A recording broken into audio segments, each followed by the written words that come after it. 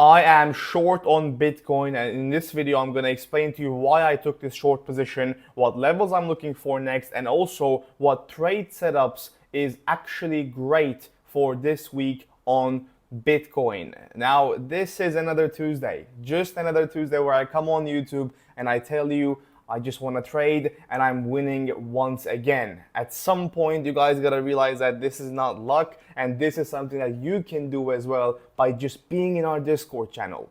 All of these trade setups that I come on YouTube every Tuesday and tell you about are taken on Discord. So if you want all of these setups, all of these updates, it's all in there. Here you can see the same thing as well. Took the short position. I'll take profit when we clean the weekend lows. It's not in hindsight. I took the position as I told you, and thankfully after a while, we won the trade. Take profit one was hit, and now we are in a winning position, like other charts here as well with Fartcoin as well. People are winning on Discord, and yeah, if you want to be in this position right now, you know the place to be. You gotta join the tag team and get all of these trade setups, ideas, and our education as well. So now let's talk about the chart. Enough of those stuff.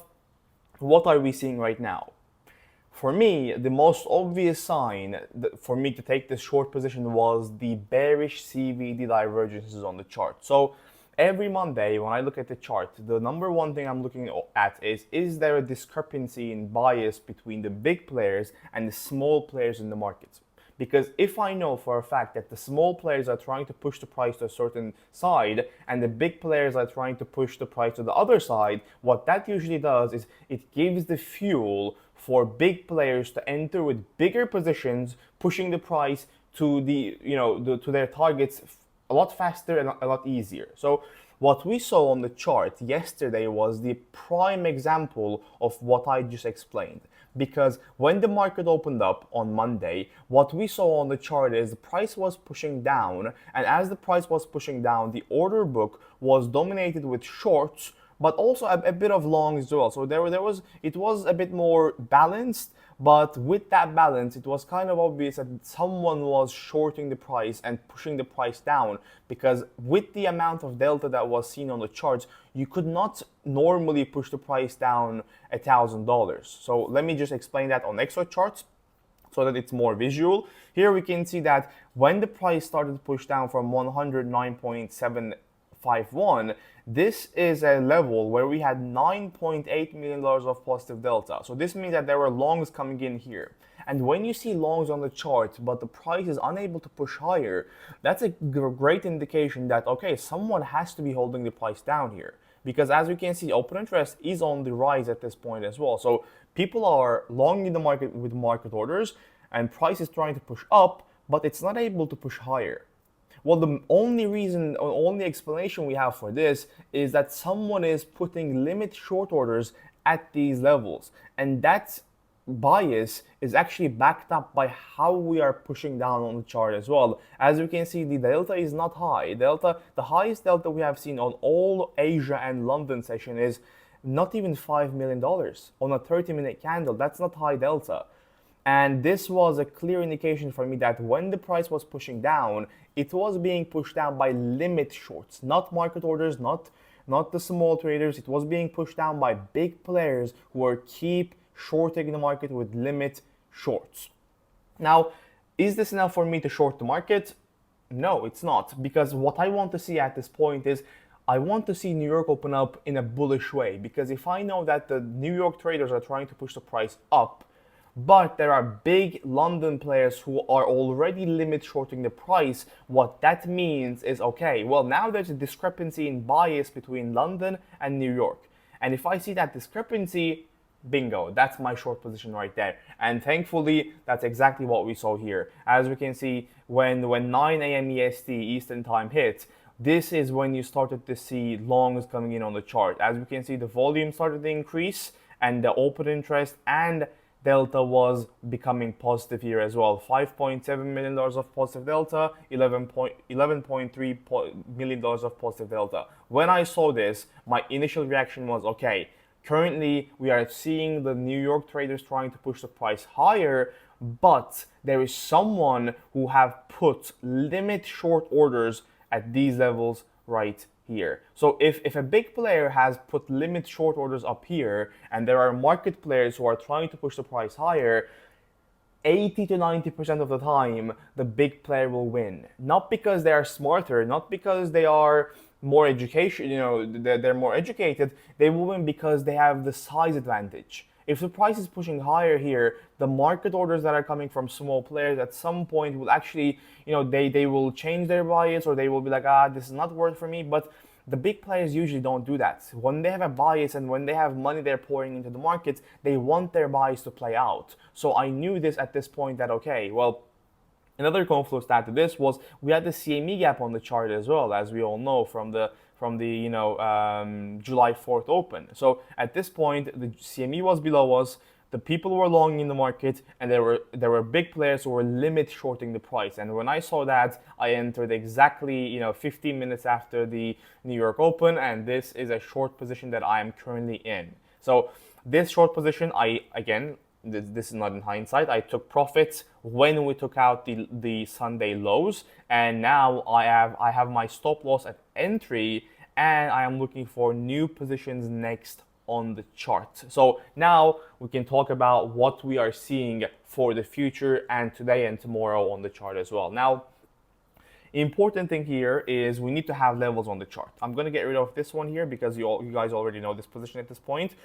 And what we can see on the chart is we have some great levels. So if I open up my object tree right here and open up some of the positions that we have, some of the levels that we have on the chart, what you will see is these two levels right there are pretty crucial for me. Now, when I was telling you guys that I was looking for lower on the chart, that is exactly what happened yesterday night as well. When I was sleeping, price came down, swept these lows right there. These were weak lows on the chart, and now we are seeing this uptrend. And currently, do I have a bearish bias on the chart? Not really. Like, I'm not bearish on the chart at this point, but what I'm doing is I'm making sure that I can take longs and shorts in this range, because I know for a fact that the price can go either way. So what we can do here is look for failed impulse setups on the chart. So what I mean by that is, let's say we have a range that is looking like this. We have clearly rejected from this level twice, and we have clearly found support in this zone twice. Now we have two levels that are not outside of the range boundaries, but it could still provide us with range trades. And if you want to know how to trade these properly, the failed impulse moves, again, join the tag team. There's a whole section for how to trade failed impulses. It's a 28-minute video telling you a setup, showing you how to find your levels and how to trade these properly. But for me, what matters here is I want to see the price push down at these levels, the session and POC level right here, and have the exact same setup as we had yesterday on the chart. So I want a discrepancy in bias between the London and New York players on the chart. Currently, we have swept out these lows at the aftermarket session, right, just before the new day opened up. Actually, sorry, could be wrong here. Let me quickly check that one. So yeah, it was in the Asia session here when we took out these lows, and now we are seeing this uptrend on London session. So when I'm seeing this uptrend, what I'm looking for instantly is what are the retail doing on the chart right now. So let's quickly look at that. Well, what we are seeing here is the order book right now is dominated with shorts. And these shorts actually are not coming because people are shorting the market. They're coming because people are actually leaving the charts. This could be taking profits, this could be stops, this could be liquidations. But there's a clear indication for me that people are leaving the market.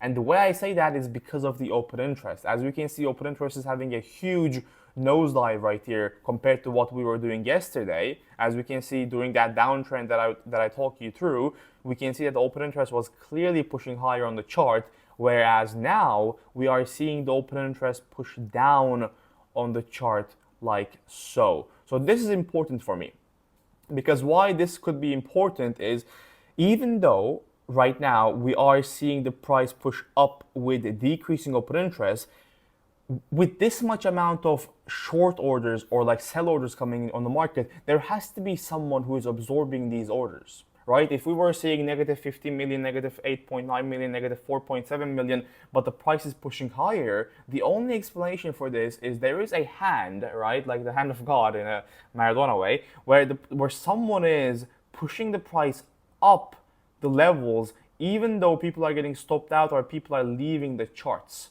So what this means for me is, if we start seeing people short the market, not leave the market, not have liquidations or stops, if we see people shorting the market in New York Open, so let's say price comes down and starts hitting these levels and you're seeing shorts coming in, increasing open interest, high negative delta like we are having right now, if you're seeing this as we are hitting a key level on the chart, I think that is a beautiful scalp long opportunity in the market.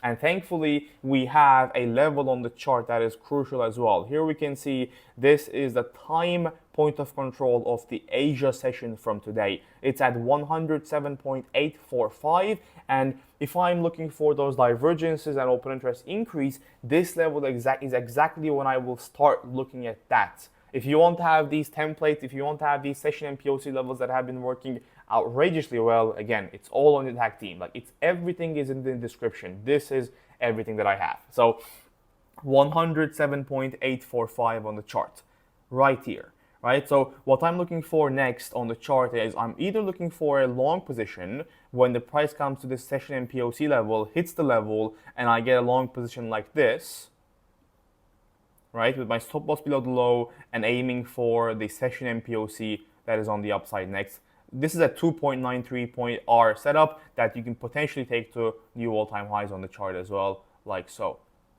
So great setup on the chart. Now, what happens if we just push up on the chart? I get stopped out. Will I just short the market again?